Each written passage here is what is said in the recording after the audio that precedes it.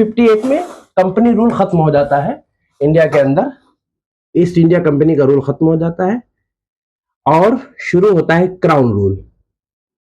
Crown rule मतलब king rule या queen rule.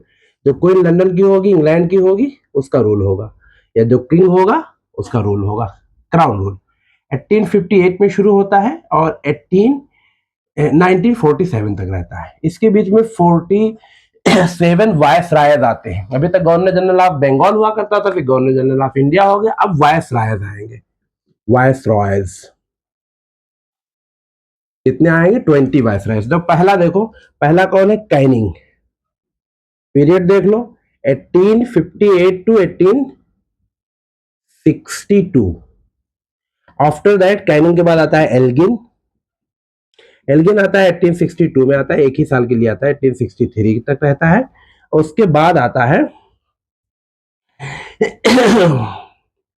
Elgin के बाद आता है लॉरेंस आता है, लॉरेंस, लॉर्ड लॉरेंस, अब में लॉर्ड लगा लो। 1863, 1869, फिर 1869 टू 1872 तक आता है लॉर्ड मायो। ये पहला सेंसस कराता है इंडिया में, पार्टली, कंप्लीट सेंसस नहीं होता है, पार्टली छोटा मोटा सेंसस होता है, एक खास इलाके में होता है, दिल्ली के आसपास या कोलकाता के पास आसपास जान लो, होता है लॉर्ड मायो।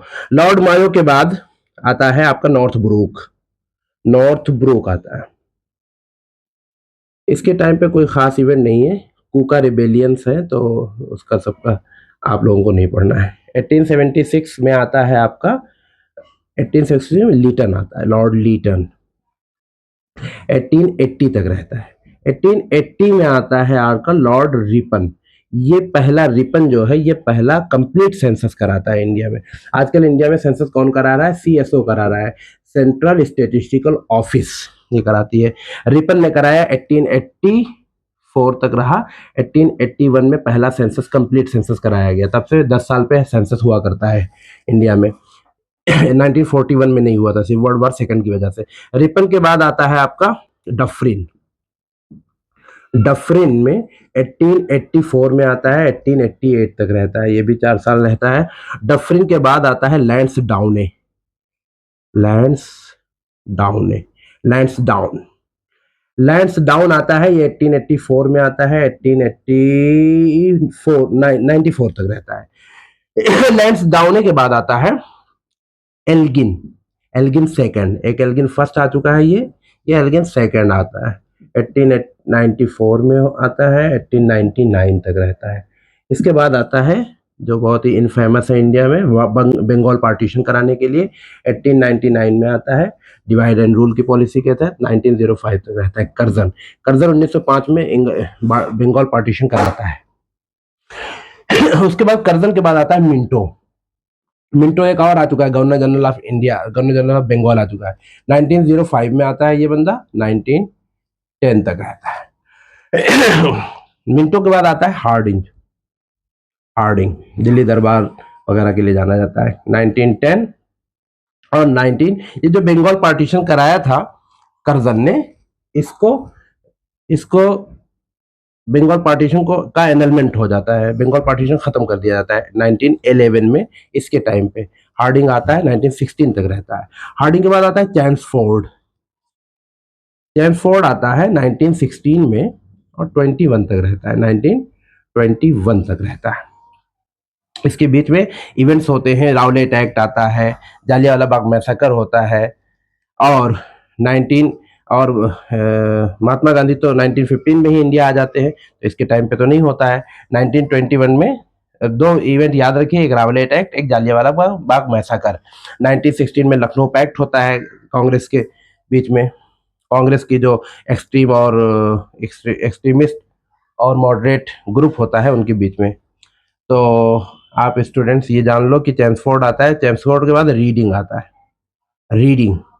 रीडिंग आता है 1921 में, 1926 में रहता है, 26 तक रहता है। इसी टाइम पे इंडिया में 1921 में आरएसएस बनती है और मुसलमानों में तबलीगी जमात बनती है 1926 के अंदर।